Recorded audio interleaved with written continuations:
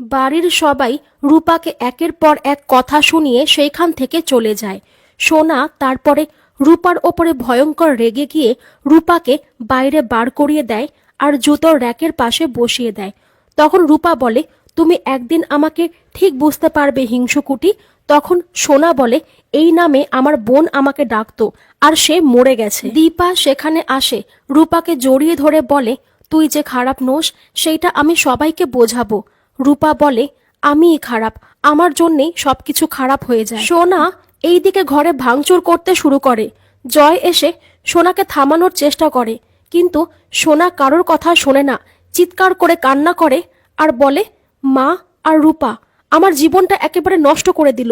সূর্য সোনাকে জড়িয়ে ধরে আর বলে, বাদ দে ওদের কথা, আমি তোর সঙ্গে আছি। এইদিকে দীপা রূপাকে বোঝায়, আমাকেও তো আমার নিজের লোকেরা কতবার ভুল বুঝেছে। তখন রূপা বলে, তুমি নিজেকে প্রমাণ করতে পেরেছো মা, কিন্তু আমি কখনোই নিজেকে প্রমাণ করতে পারিনি।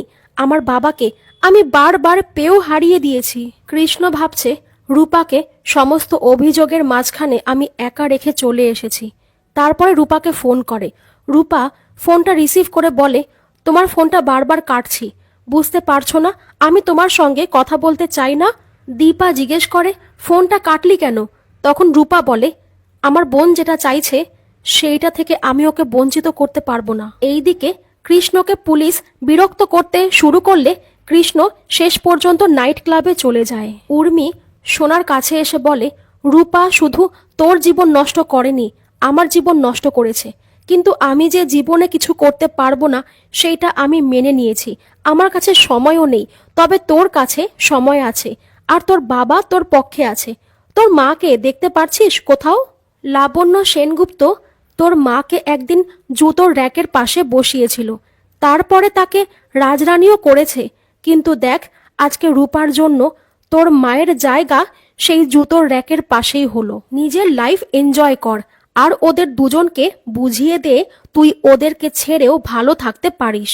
সূর্য এইদিকে না খেয়ে বসে আছে, কেন কি রূপা আর দীপাও খাবার খায়নি। সেই সময় ওপর থেকে সোনা নিচে নেমে আসে। সোনার জামা কাপড় দেখে দীপা অবাক হয়ে যায়, জিজ্ঞেস করে, কোথায় যাচ্ছিস? তখন সোনা বলে, নাইট ক্লাবে যাচ্ছি, সেখানে এইরকম জামাই পরে। আমি তো আর মায়াপুরে কীর্তন করতে যাচ্ছি না। দীপা সূর্যকে সোনাকে আটকাতে বললে সূর্য বলে, আজকে যা হয়েছে সেখানে সোনার কোনো দোষ ছিল না, সেই জন্য ও যেখানে যেতে চাইছে ও যাক। দীপা বলে, এইভাবে আমি দুই বোনের মধ্যে ঝামেলা কি করে কমাবো?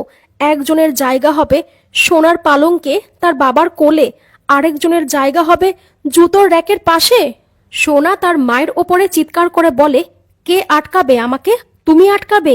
দীপাকে ধাক্কা দিয়ে বাড়ি থেকে বেরিয়ে যায়। দীপা সোনা সোনা বলে চিৎকার করতে শুরু করে। দীপা রাস্তায় পড়ে যায়, কিন্তু সোনা পিছনে ঘুরে তাকায় না। একটা ট্যাক্সি করে নাইট ক্লাবের জন্য বেরিয়ে পড়ে। নাইট ক্লাবে কৃষ্ণও রয়েছে।